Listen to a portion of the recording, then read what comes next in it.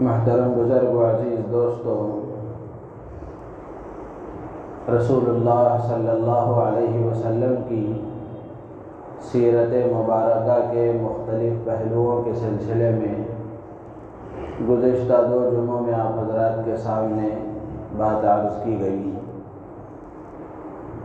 آپ علیہ السلام کی مختلف حیثیتوں کے اعتبار سے آپ کی زندگی پر روشنی ڈالی گئی کہ نبی پاک علیہ السلام ایک باپ تھے تو قیامت تک آنے والے آپ کے ماننے والوں کے لیے اس میں اسوہ اور نمونہ ہے۔ جو بھی باپ بنے گا وہ نبی پاک علیہ السلام کی اس سیرت سے روشنی حاصل کرے گا اور قیامت تک آنے والے آپ کے ماننے والوں کو اور قیامت تک آنے والے انسانوں کو اس سے رہبری ملے گی۔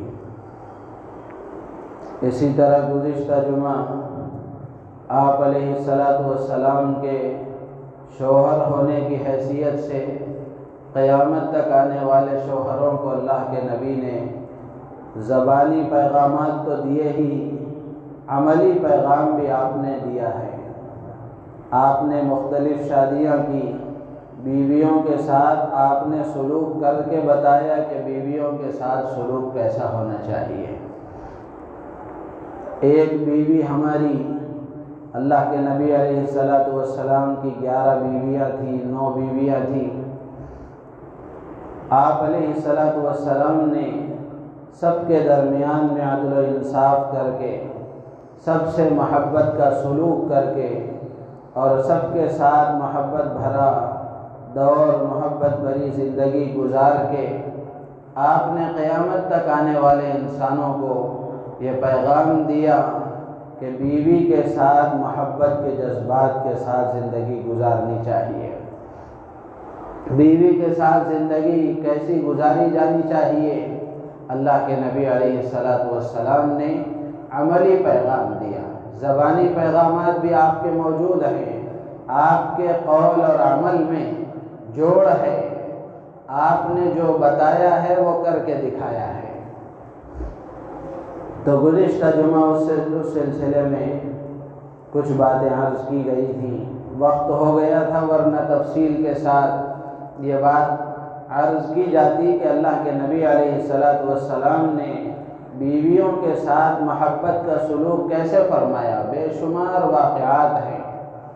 مسلمانوں کو چاہیے کہ وہ نبی پاک علیہ السلام کی سیرت کو پڑھنے کی کوشش کریں، اللہ کے نبی علیہ السلام کی گھریلو زندگی کو معلوم کریں۔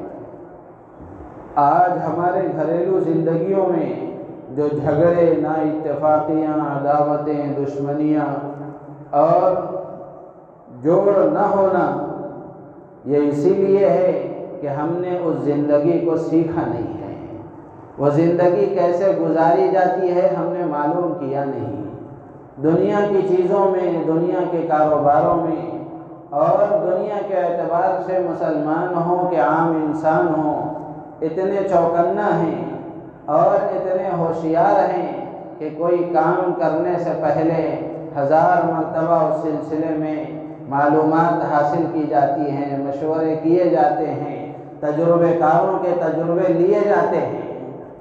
لیکن شادی کے بعد کی جو زندگی ہے، اس زندگی کو کیسے گزارنا چاہیے، شادی کرنے والے کے حاشیے خیال میں بھی یہ بات نہیں آتی کہ مجھے ایک لمبی زندگی گزارنی ہے اور ایک رفیق سفر میرے ساتھ ہونے والی ہے، شریک حیات کے ساتھ مجھے زندگی کیسے بسر کرنی چاہیے، اور صرف وہ ایک عورت نہیں آ رہی ہے، اس کے ساتھ اور بہت سارے رشتے متعلق ہوں گے، تو ان رشتوں میں مجھے کیسے چلنا ہے اور کیسے ان رشتوں کو نبھانا ہے، اس کو معلوم کرنے کا کوئی خیال نہیں آتا اور اس کو معلوم کرنے کی کوئی کوشش نہیں کی جاتی۔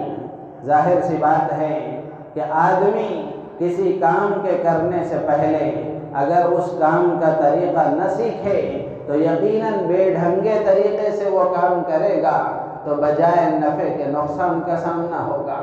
یہی حالت ہے مسلم معاشرے کی۔ تو اس لیے نبی پاک علیہ السلام کی گھریلو زندگی کو معلوم کرنا یہ انتہائی ضروری ہے۔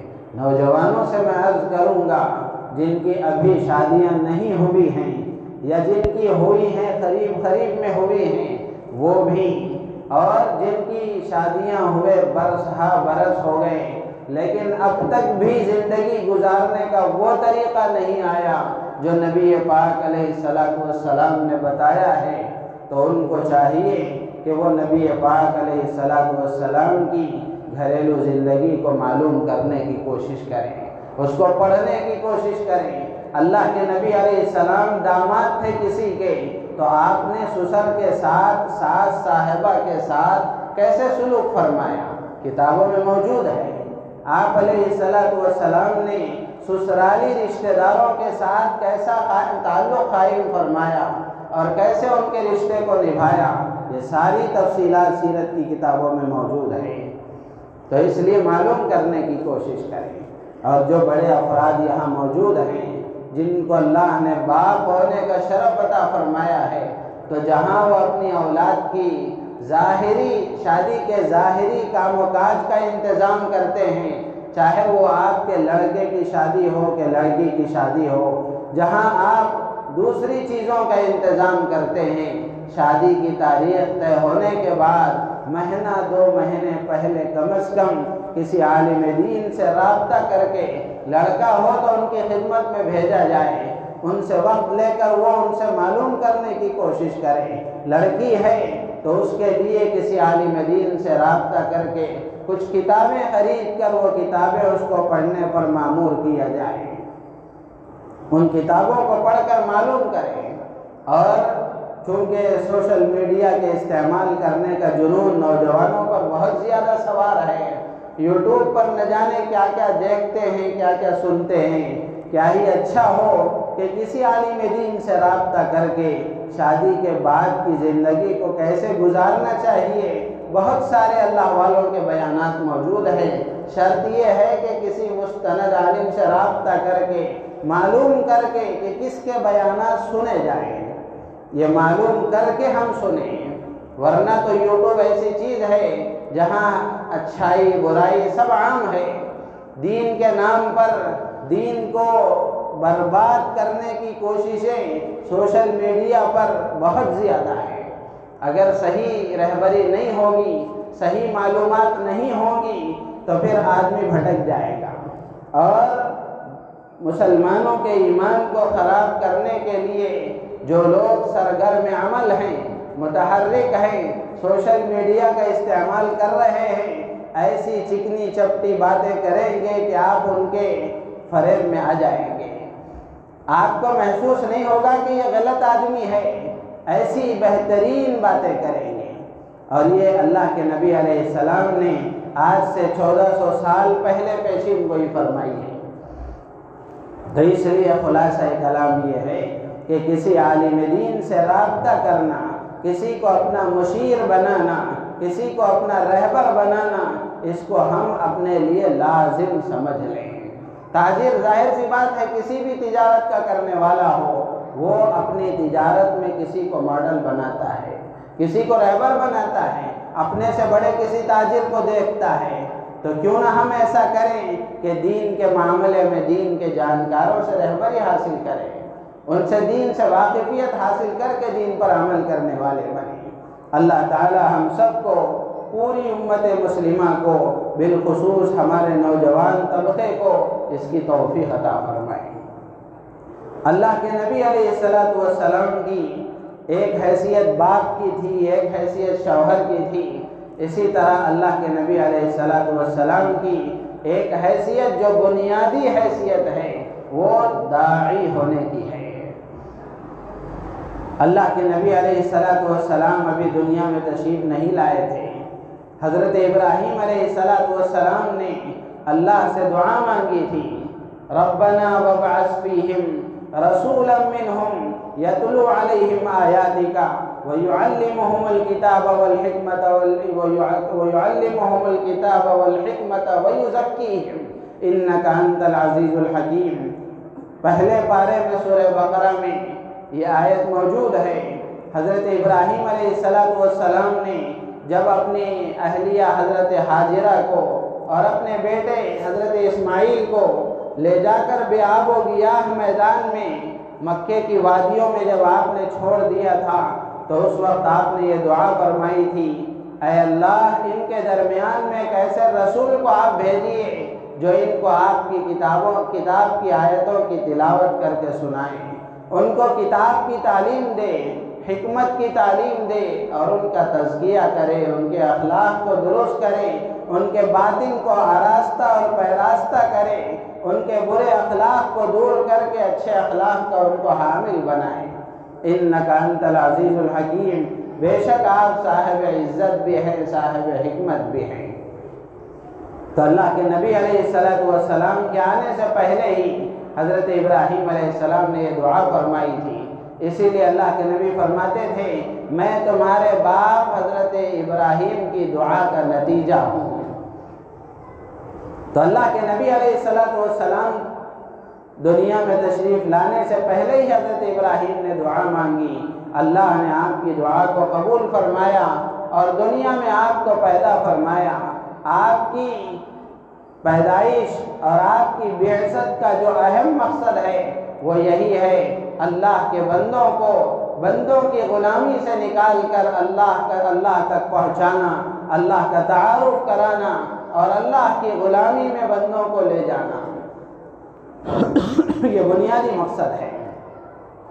हज़रत सहाबा किराम रिज़वानुल्लाहि ताला अलैहिम अजमईन जो आपके सोहबत याफ्ता थे, आपके तरबियत याफ्ता थे, आपके मिशन को अपनाए हुए थे, सहाबा भी यही कहा करते थे, नहनु कौमुन इब्तअसनल्लाहु। हज़रत सहाबा कहते थे कि हम ऐसे कौम हैं जिनको अल्लाह ने बर्पा ही इसलिए किया है, भेजा ही इसलिए है, पैदा ही इसलिए किया है, लिनुख़रिजल इबाद मिन इबादतिल इबाद इला इबादति रब्बिल इबाद। सहाबा कहा करते थे, हमें अल्लाह ने इसलिए भेजा है ताकि हम बंदों की ग़ुलामी से निकाल कर रब्बुल इबाद की तरफ इनको मुतवज्जे कराएं, बंदों के खुदा की तरफ इनको मुतवज्जे कराएं। ये अल्लाह के नबी अलैहिस्सलाम का बुनियादी मकसद था।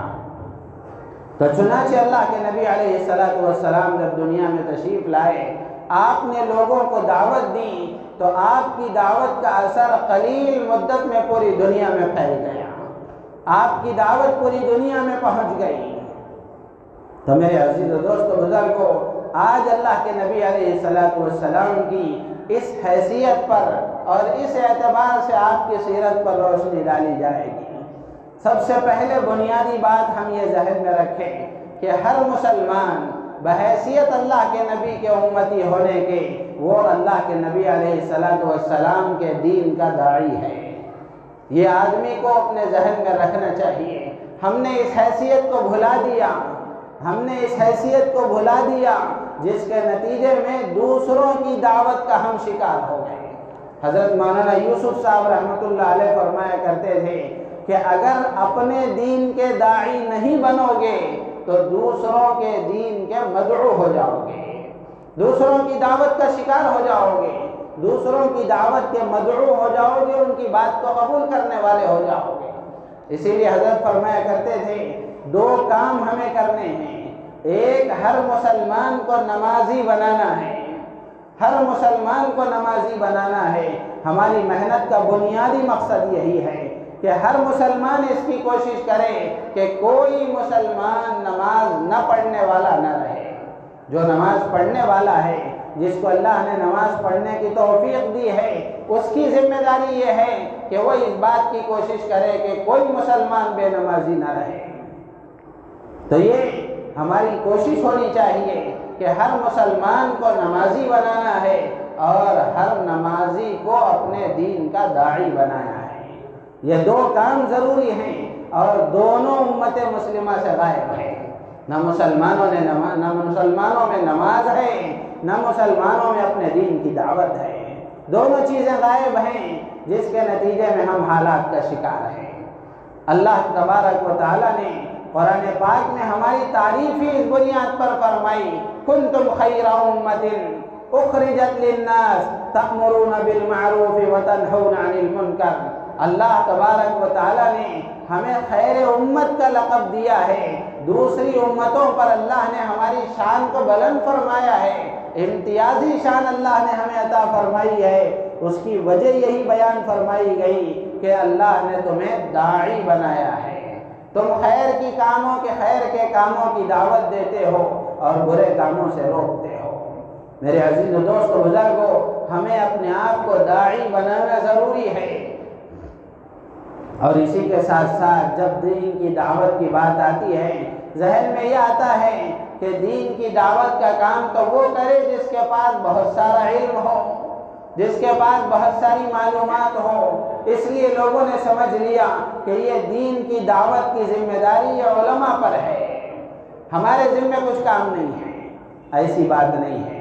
اللہ کے نبی علیہ السلام نے حدیثوں میں صاف فرمایا، جس کو دین کی ایک بات بھی معلوم ہے وہ ایک بات کی اپنے آپ کو دعوت دینے والا بنائے، وہ ایک بات کی دعوت دے، دین کے اور کاموں کی دعوت نہ دے جس کا علم نہیں ہے۔ جس بات کا صحیح علم ہے اس علم کی روشنی میں وہ اس بات کی دعوت دینے والا بنے۔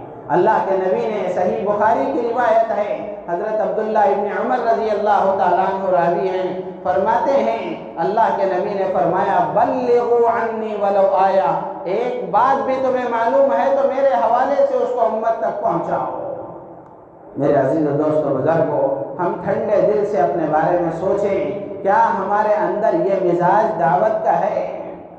ہر مسلمان سوچے، ہم اپنی دنیا میں مگن ہیں، اگر کسی کو تھوڑے بہت دین کے اعمال کی توفیق ہے تو وہ اپنے روزے نماز پر قانع ہے۔ دوسروں کی فکر کرنا، دوسروں کو دین کی دعوت دینا، دوسروں کو نمازوں کی دعوت دینا، دوسروں کو اسلام کے احکامات کی دعوت دینا، یہ مسلمانوں کا عمومی مزاج تھا جو اب ختم ہو گیا۔ صحابہ کی زندگیوں میں ہم دیکھ لیں، صحابہ داعی اللہ تھے، داعی دین اللہ تھے، داعی رسول اللہ تھے، جس کے نتیجے میں دین ان کے اندر زندہ تھا۔ آج ہماری زندگیوں سے جو دین نکل گیا اس کی بنیادی وجہ یہی ہے کہ دین کی دعوت ہمارے اندر سے ختم ہو گئی، دینی احکامات کی دعوت ہمارے اندر سے ختم ہو گئی۔ اچھا خاصا مسلمان ہے، برس سے نمازوں کا پابند ہے، لیکن بہت سارے غیر رسمی اعمال ان کی زندگیوں میں بھی موجود ہے۔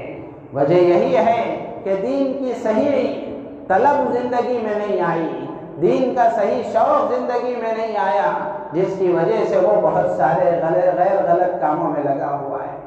اللہ کے نبی علیہ السلام نے ایک حدیث میں ارشاد فرمایا، من رأى منکم منکرا فلیغیرہ بیدہ۔ اللہ کے نبی فرماتے ہیں، تم میں سے کوئی کسی غلط کام کو ہوتا ہوا دیکھے تو اپنے ہاتھ سے اس کو بدل دے۔ اللہ کے نبی جو جملہ استعمال فرمائے، فَلْيُغَيِّرْهُ بِيَدِهِ، اپنے ہاتھ سے اس کو بدل دے، یعنی طاقت ہے، اللہ نے پاور دیا ہے، قوت دی ہے، تو تمہاری یہ ذمہ داری ہے کہ وہ غلط کام کو فوراً روک دے، اس کی جگہ اچھے کام کو لانے کی کوشش کرے۔ میرے عزیز و دوست و بزرگوں، ہم اپنے بارے میں سوچ کر کے دیکھیں، نہ جانے ان ناپاک آنکھوں سے کیا کیا ہم دیکھ رہے ہیں، کتنی اللہ کی نافرمانیاں دیکھ رہے ہیں، لیکن دور دور تک بھی کبھی یہ خیال نہیں آتا کہ مجھے اللہ نے طاقت دی ہے، مجھے قوت دی ہے، میں اس کو روک سکتا ہوں، لیکن پھر بھی روکنے کے لیے تیار نہیں ہے، پھر بھی روکنے کے لیے تیار نہیں ہے۔ یہی حال اگر رہا، اللہ کے نبی نے اسی لیے فرمایا تھا، جب تمہارے اندر یہ چیز پیدا ہو جائے، تم برائیوں سے روک سکتے ہو پھر بھی روکنے والا کام نہ کرو، اور خیر کے کاموں کی دعوت دے سکتے ہو پھر بھی دعوت نہ دو، تو اس کے بعد اللہ تعالیٰ وہ حال لائیں گے کہ تمہارے اولیاء دعائیں کریں گے تو دعائیں قبول نہیں ہوں گی، ظالم بادشاہ اللہ تم پر مسلط کر دے گا۔ آج ہر مسلمان اپنی آنکھوں سے دیکھ رہا ہے کہ مسلمانوں کا عرصہ حیات تنگ سے تنگ کیا جا رہا ہے، روز بروز نئی نئی مصیبتیں ہم پر آ رہی ہیں، لیکن اس کے باوجود ان مصیبتوں کے آنے کے جو اسباب ہیں ان اسباب کو سمجھ کر، ان کوتاہیوں کو سمجھ کر ان کوتاہیوں سے توبہ کرنے کی مسلمانوں کو توفیق نہیں ہے۔ سب تبصرے کریں گے، سب تذکرہ کریں گے، ایسا ہو رہا ہے، وہ ہو رہا ہے، یہ ہو رہا ہے، لیکن کن وجوہات کی وجہ سے یہ ہو رہا ہے اس کو ہم سمجھنے کی کوشش نہیں کریں گے۔ کن ہمارے غلط اعمال کی وجہ سے ہو رہا ہے اس کو ہم معلوم کر کے اپنے غلط اعمال کو چھوڑنے کی کوشش نہیں کریں گے۔ اللہ کے نبی علیہ السلام نے امت کا یہ مزاج بنایا تھا کہ آپ کا ہر امتی خیر کے کاموں کا داعی ہوگا، کوئی بھی نافرمانی خدا کی زمین پر دیکھے گا، کوئی بھی غلط کام دیکھے گا، اللہ نے اس کو طاقت عطا فرمائی ہے تو وہ اپنے ہاتھ سے روکے گا۔ میرے عزیز و دوست و بزرگوں، آپ محلے میں نہ جائیں، آپ اپنے صوبے، ضلع اور اپنے تعلقے میں نہ جائیں، آپ کو اللہ نے طاقت اپنے گھر کے حد تک تو عطا فرمائی ہے۔ آپ کا بیٹا غلط کاموں میں لگا ہوا ہے، آپ کی بیٹی غلط کاموں میں لگی ہوئی ہے، آپ کی بیوی غلط کاموں میں لگی ہوئی ہے، اللہ نے آپ کو گھر کا سربراہ بنایا ہے، ذمہ دار بنایا ہے، تو کیا خدا کے ہاں اس بارے میں پوچھ نہیں ہوگی؟ کیا اللہ نہیں پوچھیں گے کہ ہم نے تمہیں گھر کا سربراہ بنایا تھا، بیٹا بے نمازی تھا، بیٹی بے نمازی تھی، بھائی بے نمازی تھا، بیوی بے نمازی تھی، ماں باپ بے نمازی تھے، تم نے کیا کیا؟ تمہیں اللہ نے توفیق دی تھی، تم نماز پڑھتے تھے، تو تم نے کیا کیا ان کی نمازوں کا؟ تم نے کیا کیا ان کے غلط کاموں کا؟ میرے عزیز و دوست و بزرگوں، اپنے گھر کی فکر کرنے کی ضرورت ہے۔ تو اللہ کے نبی فرماتے ہیں تم میں سے کوئی بھی غلط کام کو دیکھے تو اپنے ہاتھ سے روکے، اگر طاقت نہیں ہے تو کم سے کم آپ اس کو ترغیب تو دے سکتے ہیں، زبان سے بول تو سکتے ہیں کہ بھائی یہ غلط کام ہے۔ فَإِن لَمْ يَسْتَطِعْ فَبِلِسَانِهِ، اگر تمہارے اندر ہاتھ سے روکنے کی طاقت نہیں ہے، اللہ کے نبی فرماتے ہیں زبان سے تو بولو، فَبِلِسَانِهِ، زبان سے اس کو بدلنے کی کوشش کرو۔ غلط کو غلط کہنے کا مزاج اگر امت سے ختم ہو گیا، برائیاں ختم نہیں ہوں گی، برائیاں ختم نہیں ہوں گی۔ یہ مداہنت ہے دین میں کہ غلط کو غلط نہ کہا جائے، غلط کو غلط نہ کہا جائے۔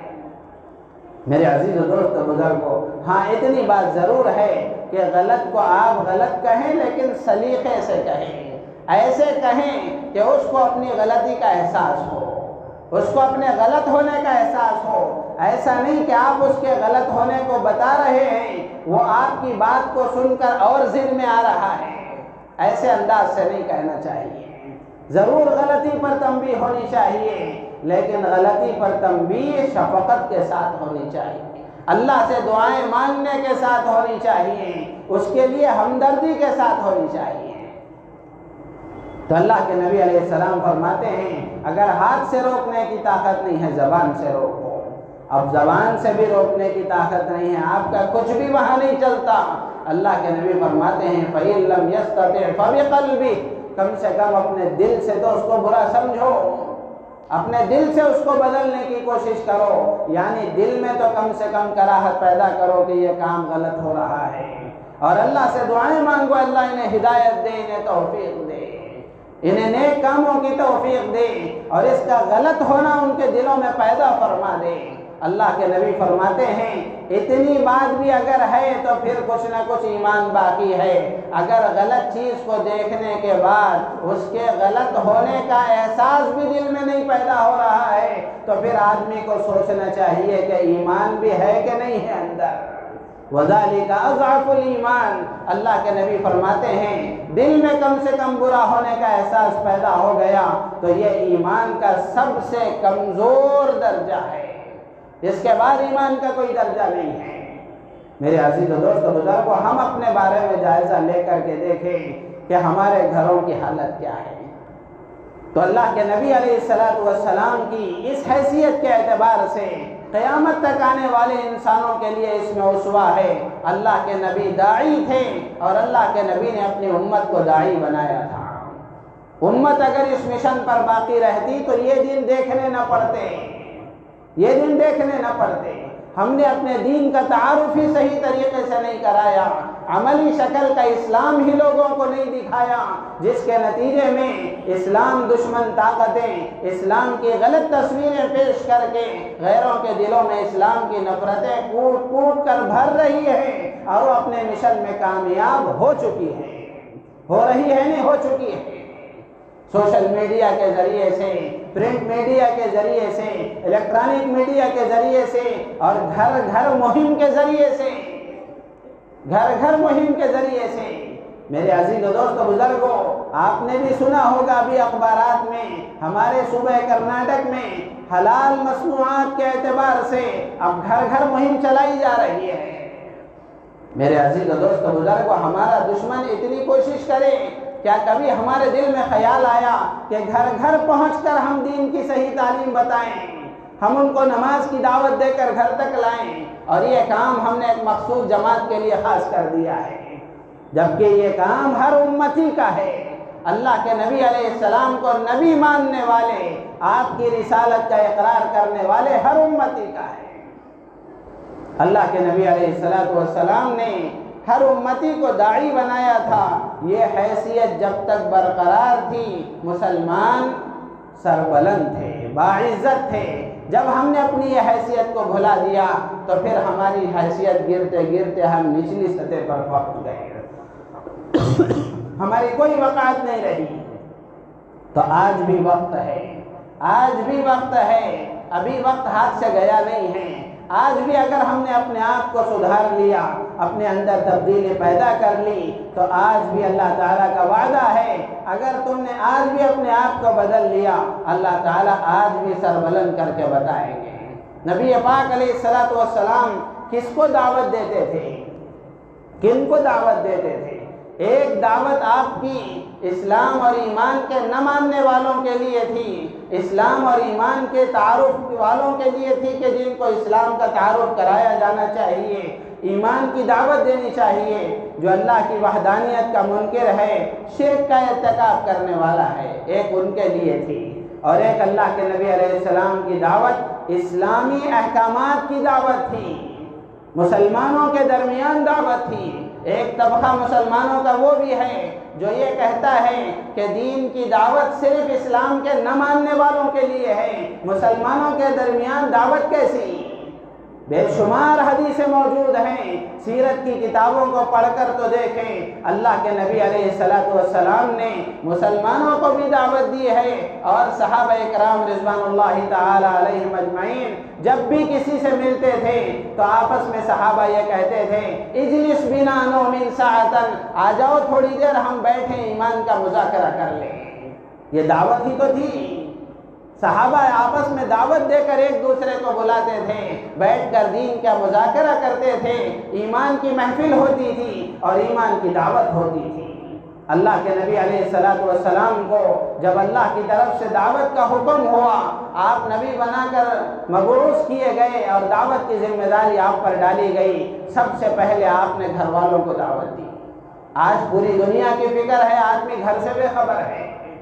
اللہ کے نبی علیہ السلام کی زندگی کو دیکھیں، اللہ کے نبی علیہ السلام نے سب سے پہلے گھر کی دعوت دی اور گھر کی فکر کی، اور اللہ نے حکم بھی یہی دیا تھا، وَأَنذِرْ عَشِيرَتَكَ الْأَقْرَبِينَ، اپنے قریبی رشتہ داروں کو ڈرائیے، ان کو دین سے واقف کرائیے۔